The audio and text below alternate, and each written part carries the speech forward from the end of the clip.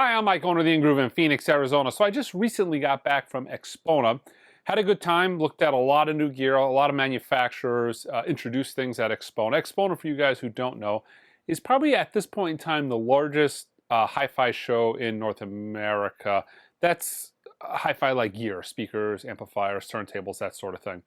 So did a lot of looking around, picked up some new lines for the store. A lot of people don't realize that we are actually a hi-fi store as well as a record retailer. So I'll have more news on that kind of stuff shortly, some new lines and brands we're introducing to the shop. But one of the most exciting things that took place at Expona is Impex, one of my all-time favorite labels. It's a small boutique label. They only release a couple of titles a year, but they introduced the new upcoming one step of Joao Gilberto. One of my all-time favorite records. It's a phenomenal record, and they're doing it as a one-step.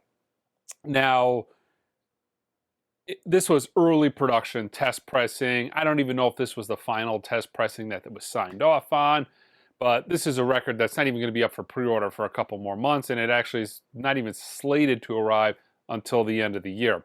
So this was like a really early demo on it, but it was kind of cool because AB gave two presentations that I was at. I think they did more, but it was in two separate rooms. There was a Luxman room and a Sonus Faber room that she did this demo.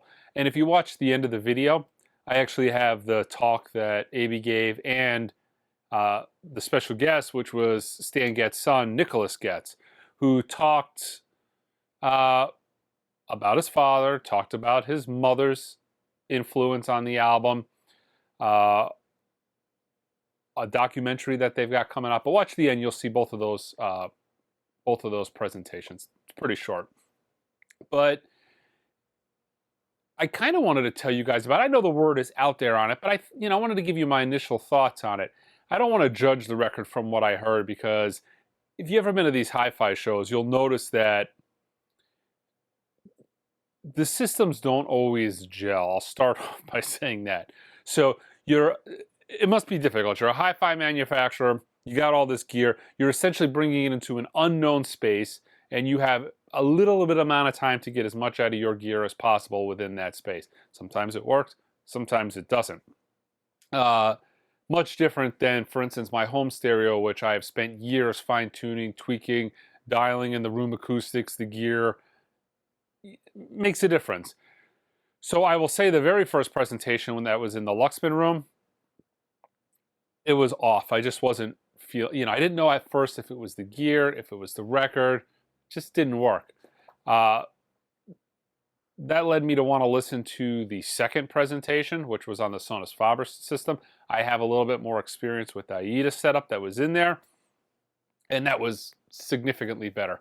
Although not nearly as good as I've heard those Sonus Faber speakers sound in the past. So again, it was not a situation where I felt comfortable even judging the record. I kind of got the vibe that there was things in that record that I heard that I've never heard before, but I don't want to be on record as saying that as fact. I need to be able to have that record in my system that I'm familiar with other versions of that record that I can compare to. Now, it is one of my 5 records that I demo new pieces with. I have about 5 records that I'm constantly going to when I change out a piece of gear.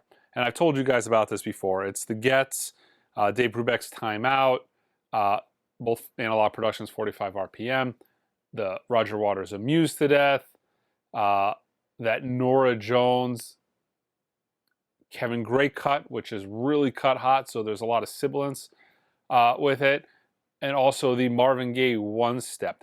Those records I really like to demo, actually in Billie Eilish's first record.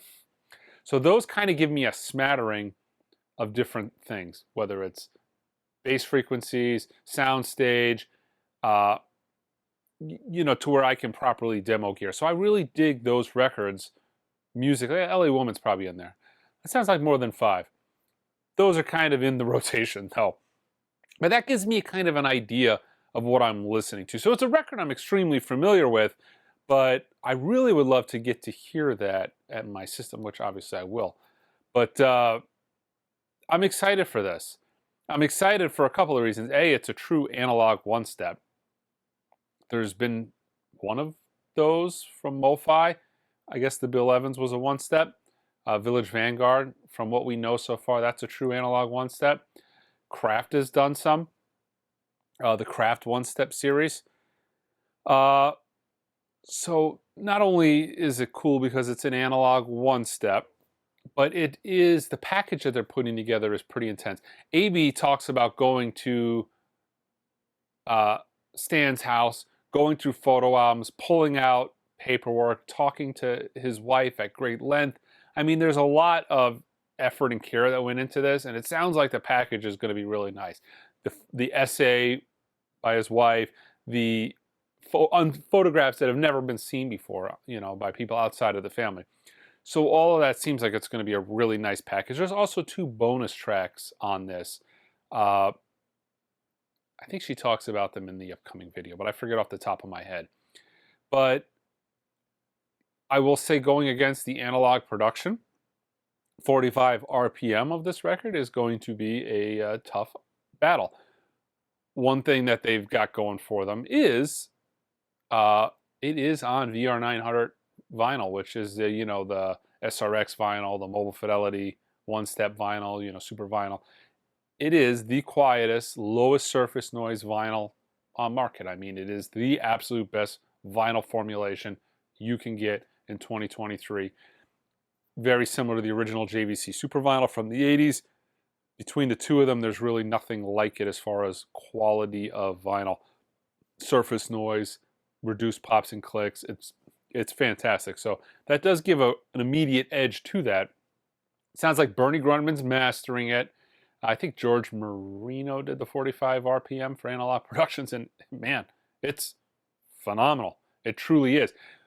One of the things that's kind of nice is she talks about in this video, there was some speaker issues with this, and AB kind of gets down to the bottom of it. So originally the record was cut direct from 3-track, kind of like what Bernie Grundman did with classic records in the 90s. So the original record cut direct to 3-track. They never thought it was going to be successful where they needed to make a master tape. The record blew up. They made a 2-track master tape, and for whatever reason, the channels were reversed, and that's the tape that everybody's used going forward.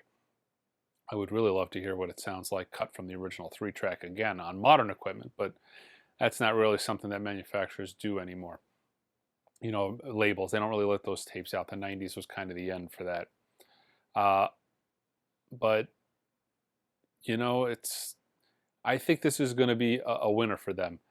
They've done 2 Patricia Barbaras. They've sounded great. Not really musically my thing.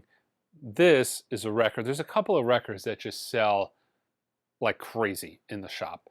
Some Bill Evans titles, the Vanguard, Waltz for Debbie, Kind of Blue, Brubeck's Time Out, and this is one of them. It constantly sells all the time.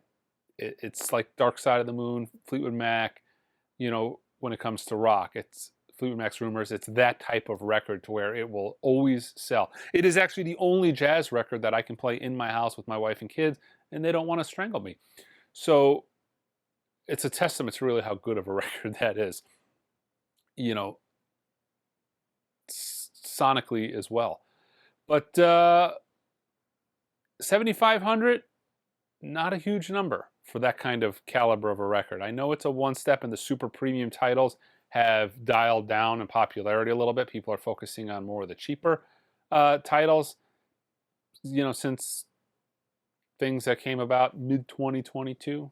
I think that has kind of changed the market, and people are now gravitating towards more of these standard releases. Although the one-steps and UHQR still sell, they don't sell at the same numbers. But a lot of that probably has to do with the economy as well. Production lines have been caught up. The FOMO's not there like it once was, these are all good things. But 7,500 on this, I think, could actually be a number that leads to this selling out really quick. The Bob Marley UHQRs One took a couple of days to sell out, maybe a week. The other one took a couple of hours to sell out. They were at 3,500. This actually has significantly more appeal, I think, than the Bob Marley did, because jazz and audiophiles kind of goes a little bit more hand in hand as opposed to reggae and an audiophile. Not saying those aren't great albums, but this is just one of those albums that lends itself more to vinyl / an audiophile audience. I think this is going to be really successful, and I really hope they hit it out of the park on this one. From the sound of it, talking to AB, I think it's going to be something that it's possible comes out even better than that cut, in combination with, I think, Bernie cutting it, VR900, one-step process. I think it has the ability to be possibly the definitive version of that record, but who knows? We're going to find out later on. But listen to this upcoming interview with AB live from Expona. This was actually at the better sounding Sonus Faber room, and then Stan's son Nicholas Getz. Very cool meeting him. I mean, it was a good time. But yeah, check it out. Until next time. Thank you all for being here. Welcome, and on behalf of Impex Records and Quintessence, we appreciate you spending your 30 minutes with us today. Today's presentation is another project that's a labor of love for me. It's a project that I've been working on for the last 3 years, and also I got to collaborate with my good friend Nicholas Getz, who is the son of legendary artist Stan Getz. This album that I want to talk about today is Getz Gilberto, coming out on Impex release of One Step.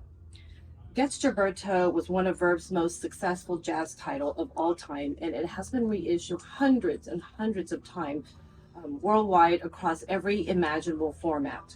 So when Impex decided to reissue the album, we wanted to make sure that this was a definitive version, that this was going to be your go-to version. It is the only version that's being released in collaboration with the family and the estate, and it's also packed with amazing interviews, never seen photos, historical insight, and also a personal remembrance from Monica Getz, Stan's wife, who played a really big part in the success of this particular project. But before I introduce Nick to share a few little interesting story about the making of Getz Gilberto, I wanted to address a question that I just right off the bat, I've seen a lot of social media posting about the left-right channel of this album, the reversal of left-right channel. Engineer Phil Ramone used the original 3-track session tape to make the lacquer disc that made the first pressing of this album. No mixdown master was ever created. Verb did not expect the response to this album, and it just, from the demand of Girl from Ipanema, it completely blew them out of the water.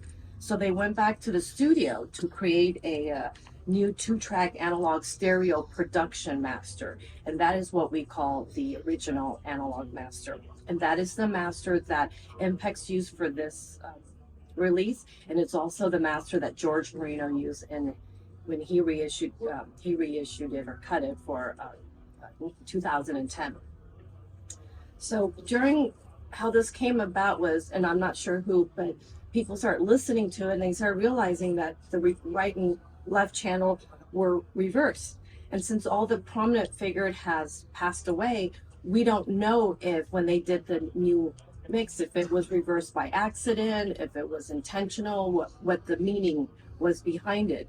So we just decided that we were going to do it the way it is on the tape, because that's the way we all grew up with, and that's the way we like it. Also, another important note about the Impex One Step, when Bernie Grunman and Bob Donnelly, our QC director, was in the studio, they noticed some minor sonic flaws. And instead of using digital tools to remove or repair some of the distorted artifact, we wanted to maintain the integrity and stay true to this particular all analog source from beginning to end. We even cut it on a 2-plate. So there was no digital correction. So when you hear this album, everything what you're hearing is a reflection of what it is on the original master tape. Also on side D, we included 2 bonus tracks that's never been out on other reissues. They have been out before. I think the Girl from Ipanema mono version was available on a 7-inch at one point, and the live Corcovado track was, I think it was on a CD or something like that by another label. But that's also on our version as bonus on side D. So with no further ado, here's Nick Getz. Great to be here with you guys today. I just want to thank Quintessence for hosting. And if that turntable's missing, it's at my house. The trouble is I couldn't carry it. The thing's a million pounds, but it's incredible. Wait till you hear it. Also, I want to thank A.B. Fawn and Impex Records. The Stan Getz estate only wants to involve itself with excellence. That's the way my dad would want it. And we're very, very proud to be working with Impex on this re-release, as well as another one coming after that, which would be Jazz Samba.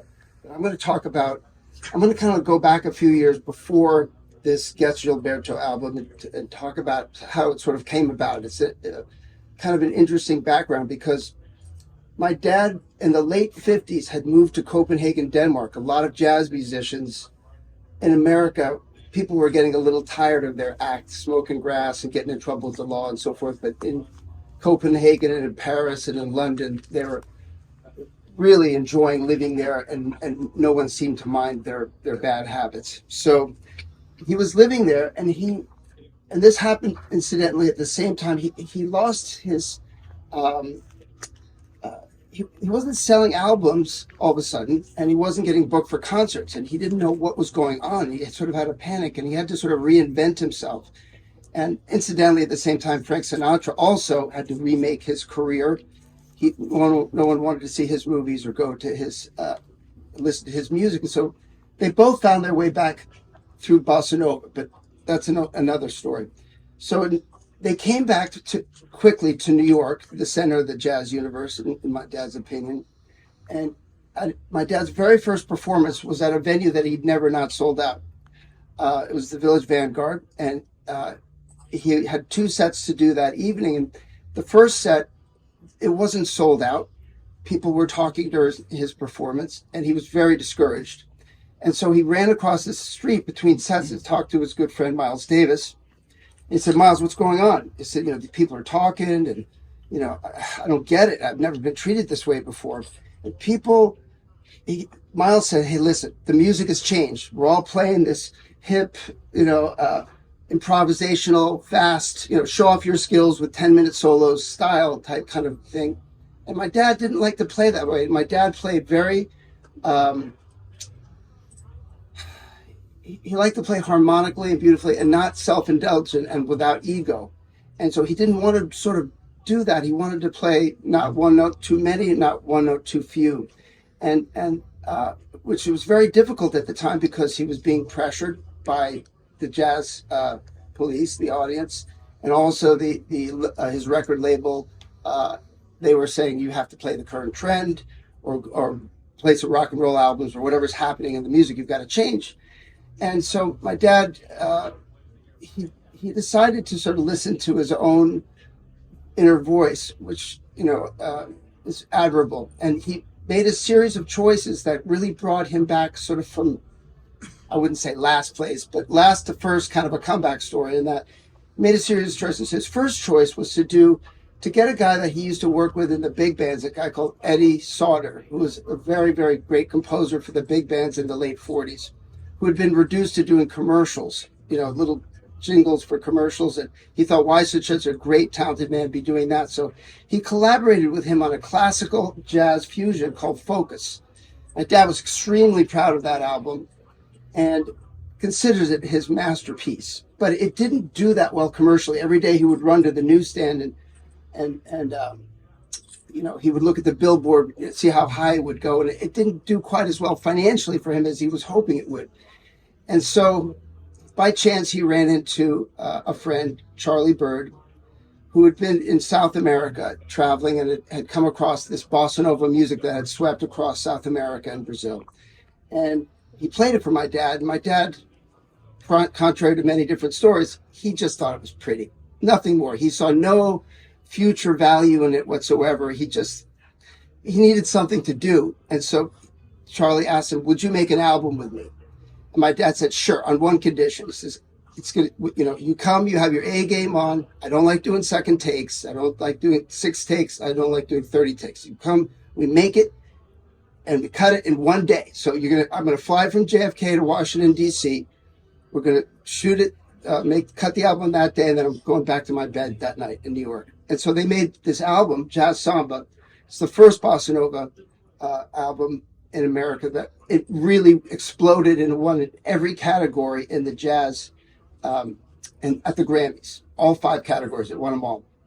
And then that got the record label executives thinking, well, if you can do that with Charlie Bird, why don't we try to get the Yankees together? And we'll put, the best guy in South America, who they consider to be Joao Gilberto, and my dad. And sometimes on paper it seems like it's going to be great, but sometimes it doesn't work out at all, as we know from the Yankees. So you can buy the best talent, but you can't always get the chemistry. But they actually really got along, even though Joao spoke no English. They communicated musically, and they created an album in a very, very short amount of time, like 12 days. And Joao and his wife, Astrid, and my mother, Monica, the 4 of them spent all of this time cooking and playing this music and making this album. And during the making of this album, they needed somebody to sing the lyrics in English. So, well, I'll tell you what, I'm going to finish the story a little bit, but I think we should listen to some of the music. And I want to also talk about my mother's involvement in, yes, he was the once in a lifetime performer, and that he couldn't read music, and he had a photographic memory, and he's a musical genius. But my mom was an incredible force behind his success too. And I want to get into her involvement in the making of this. But I think we should listen to some music, and then I'll speak a little bit more. And then if you have questions at the end, I'm happy to take those. So what we're gonna hear is side A, track 1, Girl from Ipanema. The album we're hoping will be out by the end of this year, but we're hearing on a test pressing pressed by RTI on the formulation VR900.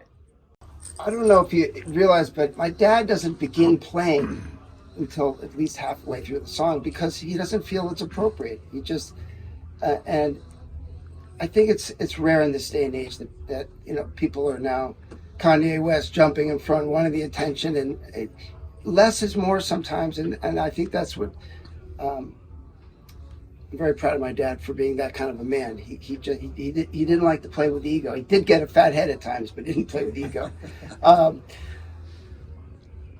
My mother played such a huge role. This album, just so you know, historically, it's one of 2 albums to ever cross over from a different genre at the Grammys and win in the pop category. So it won in 1965, and its competition was none other than the Rolling Stones and the Beatles, and Louis Armstrong and Robert Streisand. And so these are, not Taylor Swift and anything like that. This is really arguably the 2 greatest bands of all time. And he won for Album of the Year and Song of the Year, and it's unheard of for a jazz Brazilian fusion album to go crossover, especially in the middle of the British invasion and when rock and roll became so big in the 60s. My mother, I think it's only been done, by the way, one other time. Herbie Hancock did it in 1998. So it's been done twice. But my mother played such a big role because when they were making this album, she was in the kitchen a lot, cooking with Astrid, Joao's housewife. And they said they needed someone to sing the lyrics to Girl from Ipanema in English. And my mother spoke up in the recording studio and said, I think Astrid should sing it. And Joao, just like the typical I Love Lucy episode, where Lucy's always trying to get in the band with Ricky, Joao said, absolutely not. She's terrible. She sucks. And my dad said, come on, just let her play. Worst that can happen is we're going to get a good laugh for 3 minutes of this. So Astrid got up there and sang it as an amateur, very, very simply. And without bells and whistles and innocently. And that is exactly why our family's chosen so far not to do remakes with, Beyonce or Lady Gaga, where it's a little too much. It's got to be toned down for it to be effective, in our opinion. It's hard. It's a hard song to mess with, and so Joao unfortunately lost his wife because she got a career from my mom speaking up, left him within a year, and so yes, they got a hit album, but he lost his wife from it. And my mother also did something else too. This album, which is considered one of the top 100 albums of all times in terms of popularity, it didn't get released at all. The record label executives, they thought, this is the bossa nova craze fad is over, blah blah blah. So they got the Yankees together, and then they put it in the closet, and they wouldn't release it. So my mom went behind their back and gave the songs to pickers, which worked with DJs, and started getting the songs played on radio stations around the country, and first St. Louis and Cleveland and San Francisco, and on and on and on. It kept getting to be number one in each city where they were forced to. So my mom, she was also the kind of person that she was ahead of her time. I'm making a documentary which should be out on a streaming service, within 12 to 18 months. So maybe you could, you'll get this full story. But she would listen to the men. This is a time where women weren't allowed to be anything other than housewives and be pretty. And she was that. But she was much more than that. She was really, really smart, and she managed him. And she would listen to the men. She would serve them cookies and coffee and listen from the kitchen, and then say, that guy's full of shit. This is what we're going to do, blah, blah, blah. And she was right. And she knew the value of this and believed in it so much that it wouldn't exist today if my mother hadn't had a talent as well. She wasn't as famous as him, but she was a remarkable woman in her own right.